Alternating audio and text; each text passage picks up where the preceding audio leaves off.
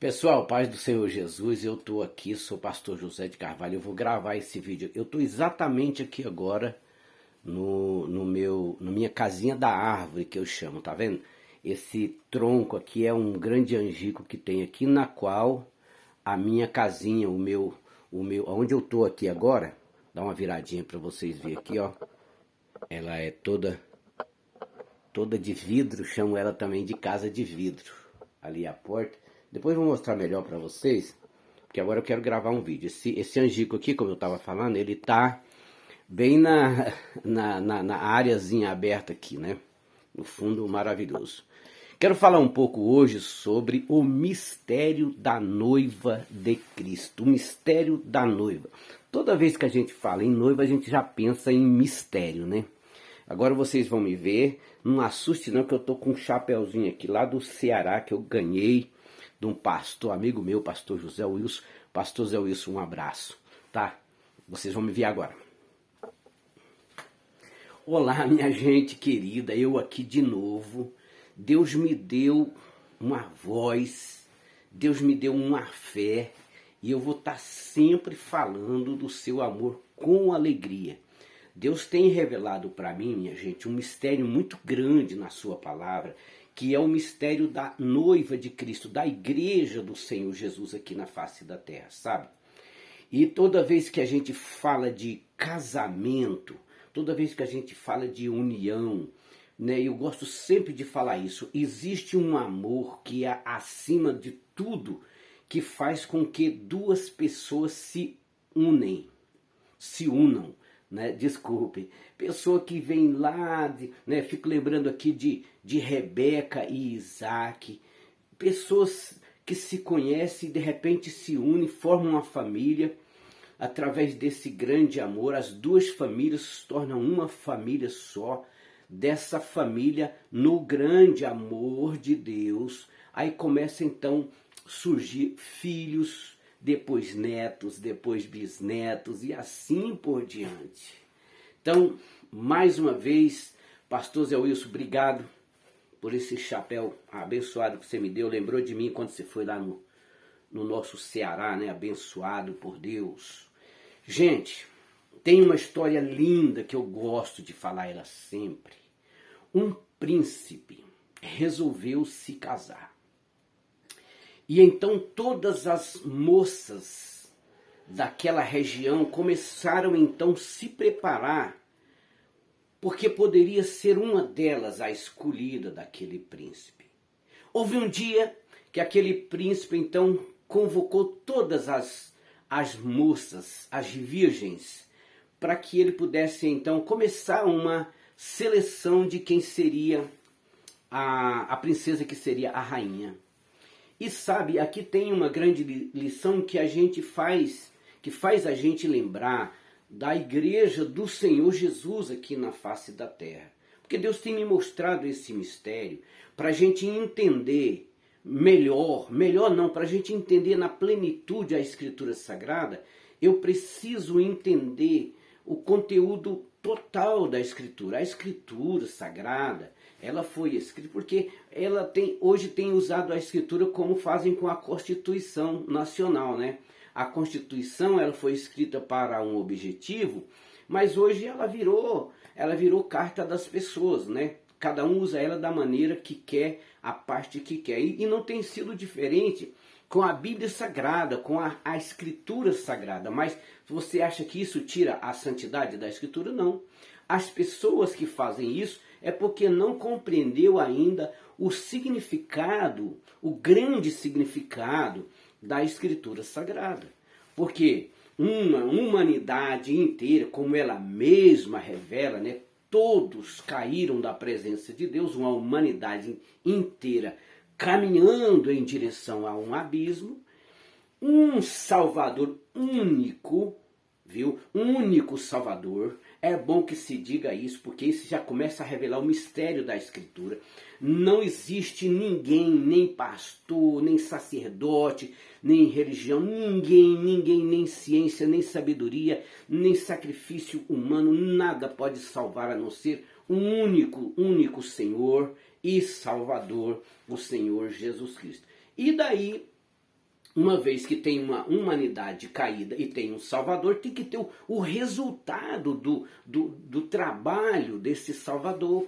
Uma vez disse assim, e tu quando levantares da terra, atrairá muitos a ti. Então esses muitos têm o nome, a igreja do Senhor Jesus. Mateus 16, Pedro, tu és Pedro e sobre essa pedra edificarei a minha igreja. É claro, minha gente, que Pedro aqui está representando todos aqueles que crerem no Senhor Jesus, mas crerem de uma forma diferenciada. Aí eu continuo agora falando da história do príncipe.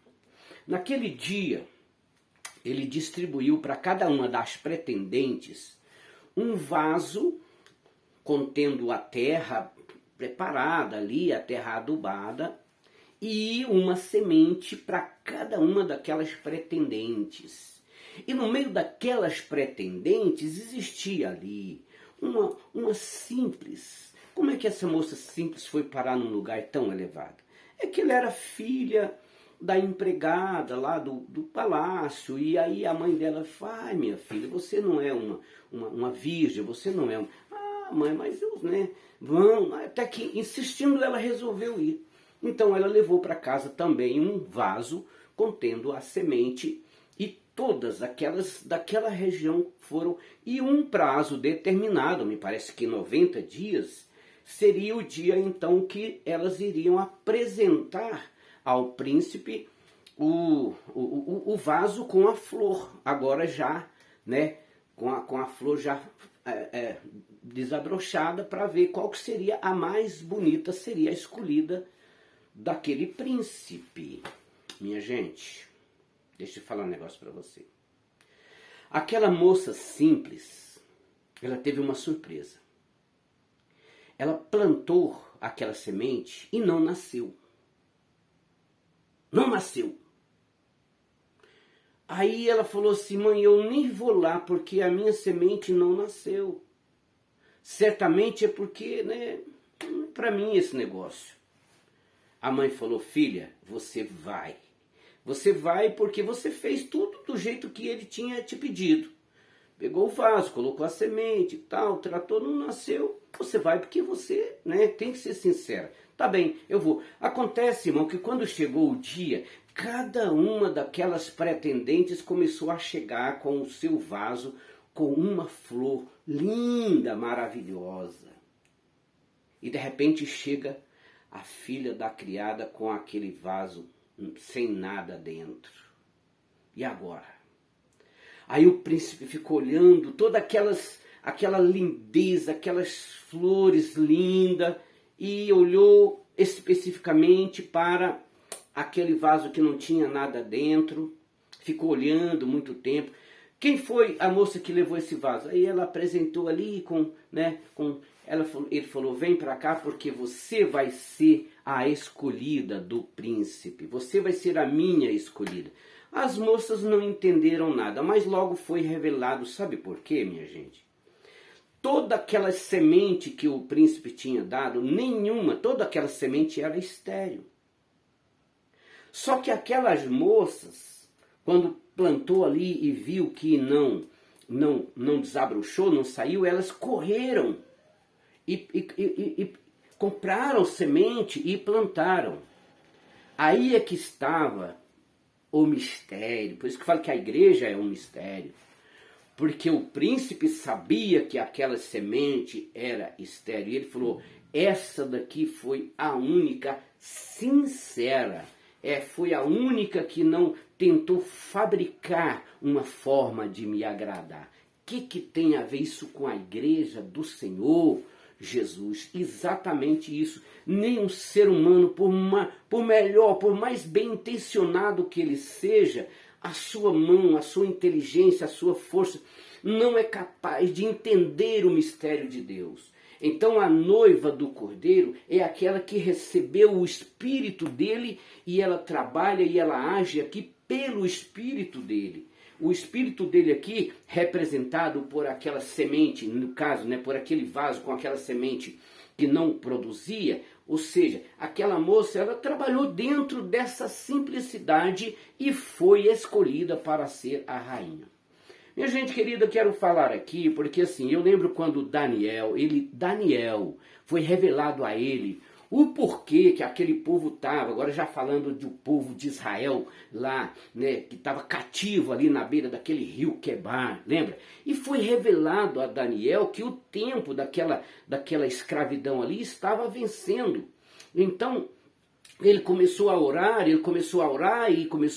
mas só que aí o diabo não deixava a oração dele chegar até os céus, mas aí Deus enviou um anjo forte para que ele pudesse então a oração dele chegar até o céu, e foi mostrado a Daniel todo aquele mistério que estava acontecendo. Então, o mistério, fazendo a comparação, que Deus não tem nada em segredo. O mistério da igreja do Senhor Jesus, da noiva do Cordeiro, ela está revelada na Escritura Sagrada. E as características da igreja verdadeira estão na Escritura Sagrada. Se a gente quiser, por exemplo, querer saber como seguir aí a orientação do Senhor, a orientação do noivo do Senhor, como aquela moça simples fez, nós vamos ter que olhar dentro da Escritura Sagrada as características, a revelação que é dada na Escritura Sagrada da verdadeira igreja do Senhor. E aí eu posso falar para vocês que toda a Escritura Sagrada, ela aponta para a igreja do Senhor Jesus.